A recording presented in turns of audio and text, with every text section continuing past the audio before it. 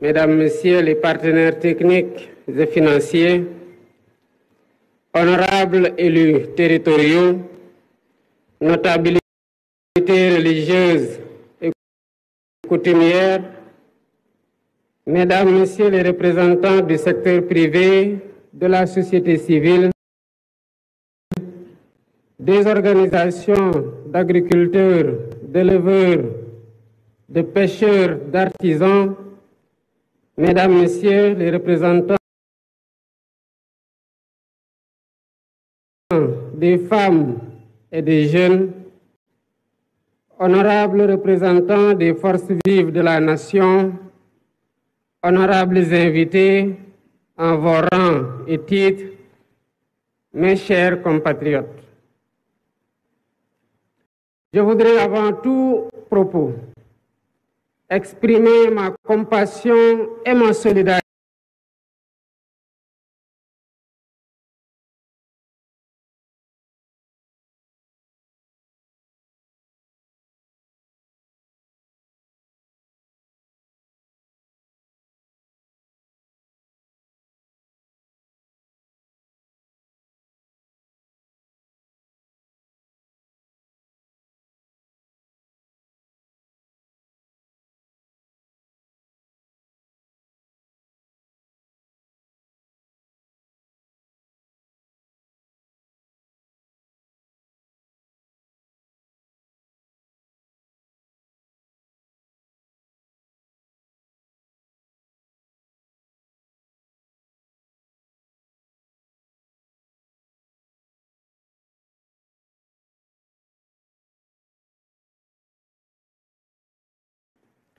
Ce choix sans précédent a consacré une volonté collective de rompre de haute lutte avec des pratiques d'un autre temps.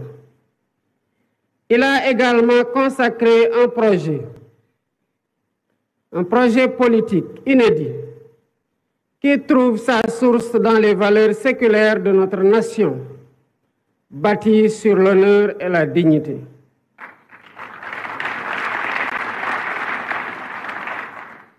Pour rappel, lors de ma prestation de serment le 2 avril 2024, je m'engageais devant vous à mobiliser les Sénégalais d'ici et de la diaspora autour d'un projet national fédérateur orienté vers un futur serein. Dans ce sillage, j'ai impulsé la gouvernance publique autour du Djoub, Djoubal et Djoubanti, pour transcrire dans nos actes et discours de tous les jours la cause primordiale est la volonté sacrée du peuple sénégalais souverain. Dans cet esprit, j'ai demandé au Premier ministre, dès le premier Conseil des ministres, la finalisation d'un nouveau référentiel de la politique économique et sociale, ce qui s'est fait dans les 6 mois, malgré, il faut le souligner, le contexte très chargé lié à la gestion problématique de la continuité des pouvoirs publics après l'alternance.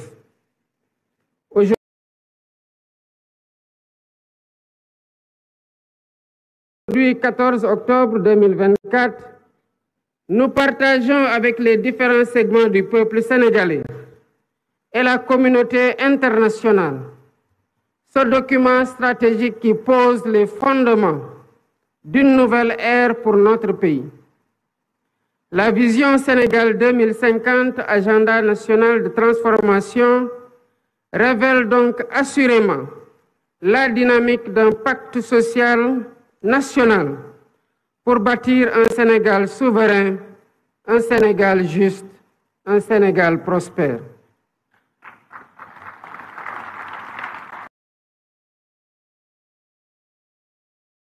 Ce document traduit en profondeur notre ambition de dépasser les clivages et les défis et de réviser totalement les schémas classiques du passé qui entraînent une stagnation et une régression sociale inacceptable entretenue par une gouvernance de confort vigoureusement indexée et fortement rejetée par les populations. Les populations déterminées à changer inéluctablement leur sort. Avec le référentiel présenté et déployé, nous devons consolider durablement une nation solidaire, une nation résiliente et résolument ancrée dans la modernité, le progrès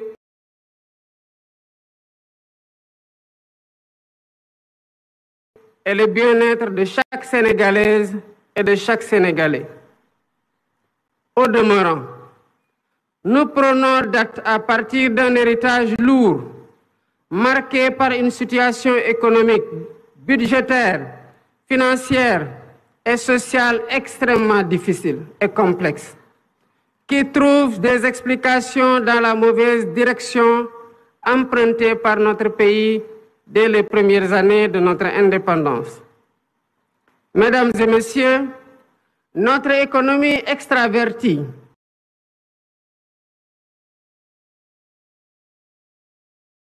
a été neutralisée par un modèle d'exploitation des matières premières sans valorisation ni transformation locale notable, laissant notre secteur privé national trop faible, une industrie en miniature et nos jeunes talents en quête d'opportunités désespérées, souvent poussés à chercher un avenir ailleurs. Ces choix généralement imposés ont non seulement limité notre potentiel de développement, mais ils ont aussi peu à peu dépossédé le pays de la maîtrise de son destin. Je ne saurais m'étendre outre mesure sur ces diagnostics inquiétants à première vue, mais qui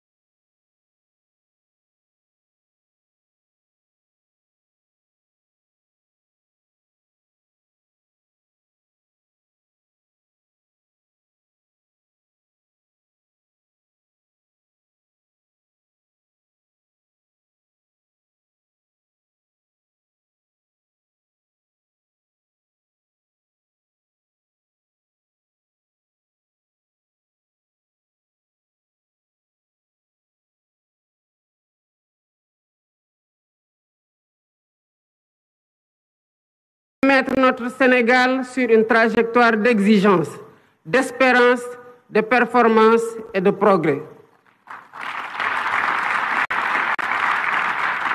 C'est tout le sens et la pertinence de la vision Sénégal 2050. Cette nouvelle stratégie nationale de développement est une réponse innovante aux défis de la transformation systémique du Sénégal. Elle repose sur une vision endogène claire, cohérente, ambitieuse et assumée. Cette feuille de route pour les 25 prochaines années, qui fait l'objet aujourd'hui d'un partage et le fruit d'une réflexion collective, est déclinée en stratégie quinquennale et décennale. Elle permettra d'ajuster et d'optimiser nos actions et efforts en temps réel. Ainsi, la transformation systémique du Sénégal repose sur 4 axes stratégiques déterminants. Le premier axe consiste à asseoir une économie compétitive, créatrice d'emplois. Nous visons à bâtir une économie diversifiée et résiliente, mais aussi inclusive. Cela passe par la valorisation de nos ressources naturelles, qu'elles soient agricoles, minières, pétrolières ou gazières, à travers une industrialisation ambitieuse. Nous intégrerons nos matières premières dans les chaînes de valeur mondiales et nous transformerons nos richesses sur place, en particulier grâce aux technologies numériques et à l'intelligence artificielle.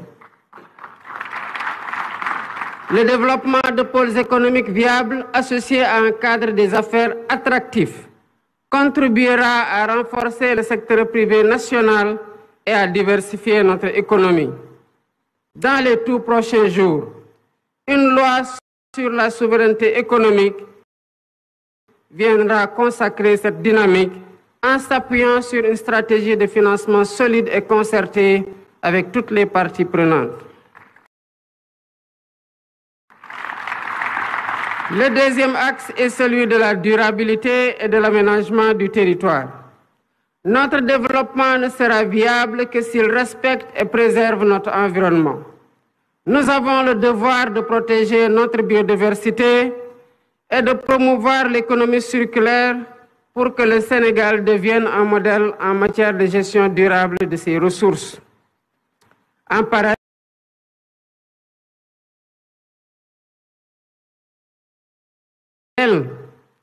l'aménagement équilibré de notre territoire sera assuré grâce à 6 grands corridors de développement qui désenclaveront les zones rurales et relieront les pôles de croissance.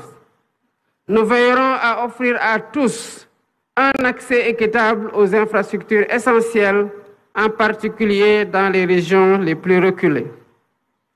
L'expansion des énergies renouvelables telles que le solaire et l'éolien jouera un rôle central dans la transition énergétique du Sénégal afin que nous puissions léguer aux générations futures un pays respectueux de son environnement et en phase avec les défis climatiques. Le troisième axe porte sur le renforcement du capital humain et sur l'équité sociale. L'investissement dans l'éducation, la formation et l'innovation sera au cœur de cette transformation. Nous mettrons en place une politique éducative de qualité pour tous, ainsi que des réformes visant à offrir à chaque Sénégalaise et à chaque Sénégalais des opportunités égales, quel que soit son lieu de résidence. La réforme foncière permettra une répartition des terres, tandis que le système de santé sera modernisé pour garantir à tous un accès équitable à des soins de qualité, en particulier dans les zones rurales. En outre, un système national d'assurance maladie sera instauré pour protéger chaque citoyen des aléas économiques et sociaux, réduisant ainsi les inégalités. Le Sénégal de 2050 sera porté par une jeunesse compétente, dynamique et préparée pour répondre aux défis du monde moderne. Ce capital humain de qualité sera l'un des piliers de notre compétitivité économique. Le quatrième axe concerne la bonne gouvernance et l'engagement africain. La refonte de nos institutions est indispensable pour servir au mieux les aspirations de notre peuple. Nous combattrons durement la corruption et nous réformerons l'administration pour en faire un levier puissant au service du développement. Ce processus de gouvernance renforcée garantira une gestion rigoureuse de nos ressources, assurant que chaque action entreprise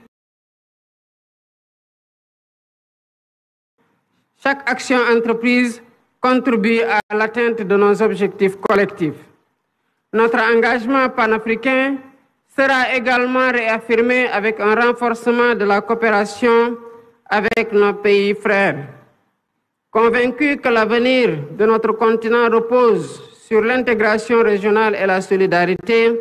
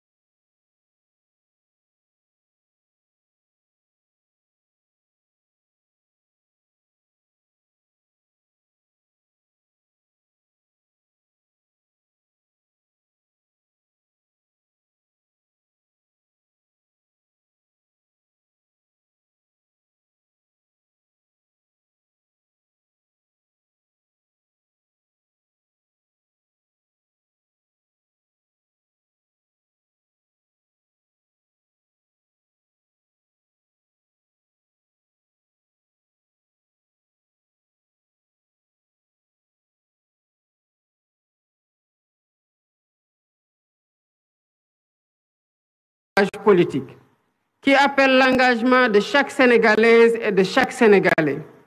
D'où mon attachement particulier à son appropriation, à son enrichissement et à sa vulgarisation par une communication adaptée auprès de toutes les forces vives de la nation. L'agenda 2050 s'adresse autant aux Sénégalais d'aujourd'hui qu'aux générations futures. C'est une vision pour un Sénégal qui n'aspire pas seulement à participer au monde de demain, mais à y jouer un rôle majeur, à être un acteur de premier plan dans la sous-région et un modèle de développement pour l'Afrique. Je voudrais, à cet instant précis, adresser mes chaleureuses félicitations au Premier ministre Ousmane Sonko.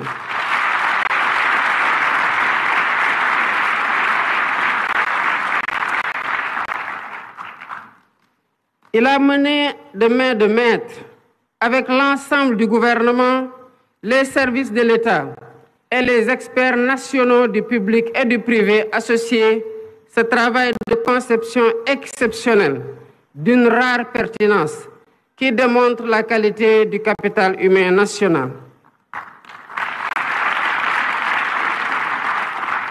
Mes chers compatriotes, notre volonté ne pourra être complète que si nous avons les moyens de notre autonomie économique, monétaire, énergétique, alimentaire, mais aussi sociale et culturelle. Le chemin que nous empruntons est exigeant, mais il est le seul à même de garantir notre succès durable. Les citoyens doivent être exigeants envers les gouvernants, mais chaque citoyen doit aussi être exigeant avec soi-même dans son apport personnel dans l'œuvre de construction nationale. C'est ainsi qu'ensemble, comme un seul peuple, poursuivant le même but et animés de la même foi en notre progrès, nous construirons un Sénégal plus fort, un Sénégal plus juste, un Sénégal plus prospère. Vive le Sénégal souverain. Je vous remercie de votre aimable attention.